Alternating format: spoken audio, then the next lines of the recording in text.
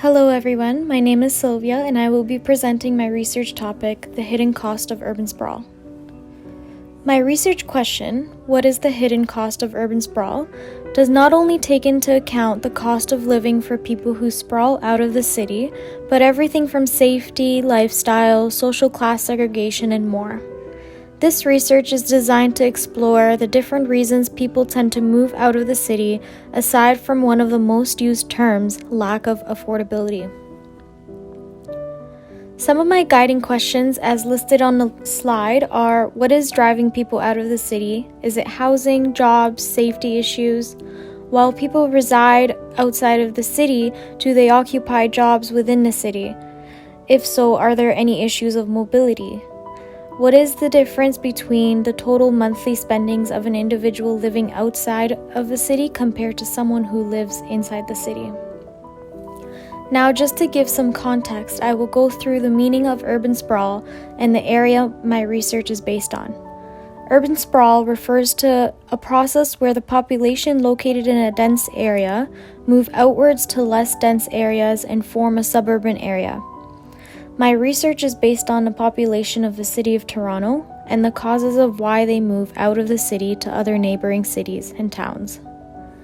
Although Toronto is surrounded by many different cities such as Vaughan, Mississauga, and more, these cities are still considered to be suburbs, and not too long ago, housing was considered cheaper in these areas.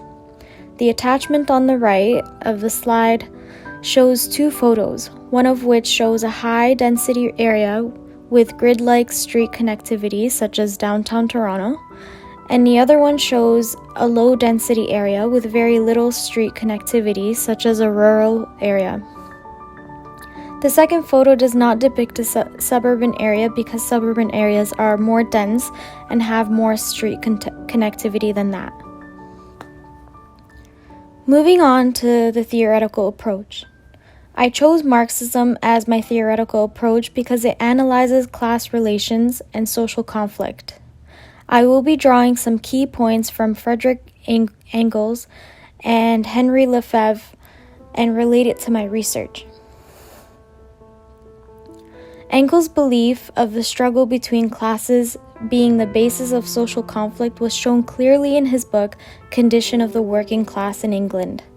And this relates to my research because although it is believed that people mainly move out of the city due to the lack of affordability, it is not the only reason.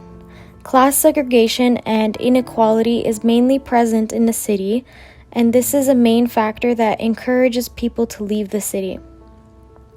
They believe that moving out of the city will provide them with a better quality of life, away from class segregation struggles, lack of safety, and high intensification. Henry Lefebvre's concept of the right to the city and the production of social space in the Marxist theoretical approach also relates to my research. Similar to Engels' theory, this concept relates to my research through class segregation, people preferring to live outside the city due to rising issues with class and affordability. The literature that will be used to support this is Lefebvre's The Production of Space, which discusses the three dimensions of the production of space: perceived space, conceived space, and lived space. His concept of the right to the city will also be discussed and related to the research. The two books where these concepts are coming from are displayed on the right side of the slide. Next, I will be discussing my analytical framework and methodology. The analytical framework I will be using is equity, and the reason why I chose equity is because there are many challenges that individuals face while living in a city, which is why they choose to move out. Many people do not want to raise families in the city due to the expensive living.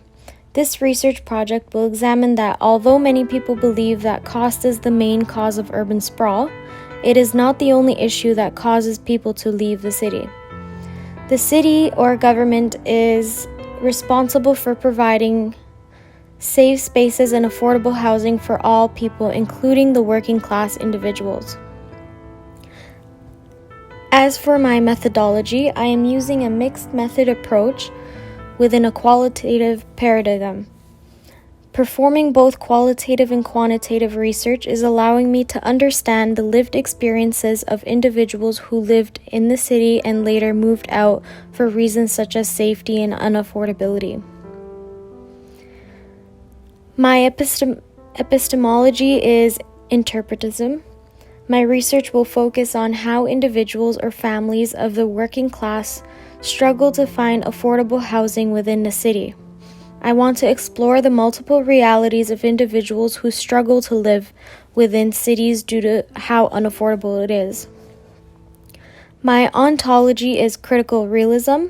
The reason why I chose this is because I believe that people's behaviors are brought upon their social interactions within different social situations. Therefore, multiple social realities are created.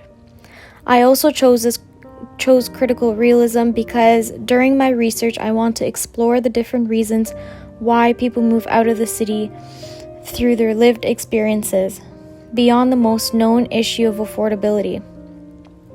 I believe that there are reasons other than affordability because when people move out to the suburbs, they are spending roughly the same and sometimes more than they would if they were to live in the city. Now on to my research design and research progress. The research design is a case study. I am using both questionnaires and interviews to learn about the different reasons people no longer want to live in Toronto and whether they are saving more by living in the suburbs. I have completed 3 interviews, all of which have given me predicted answers. As for the questionnaires, I have completed 41 out of 50 using the snowball technique. All interviews and questionnaires are only given to people who have lived in both Toronto and somewhere in the suburbs. Listed below are the different cities in Ontario that my interviewees were from. I found it a little more difficult to complete the questionnaires than the interviews only because it was hard to find people who have lived in both Toronto and the surrounding suburbs. Next is a list of texts I am using for my research aside from the concepts taken from Engels and Lefebvre mentioned before. Last but not least, limitations. Throughout the research process, I am concerned that my research may not represent the whole population and their experiences with living in the city or in the suburbs, since I am only interviewing 3 individuals and handing out 50 questionnaires. Although this may be true, the purpose of this research is to explore the lived experiences and not to prove an argument. And that is it for my presentation. Thank you, and I hope you enjoyed it.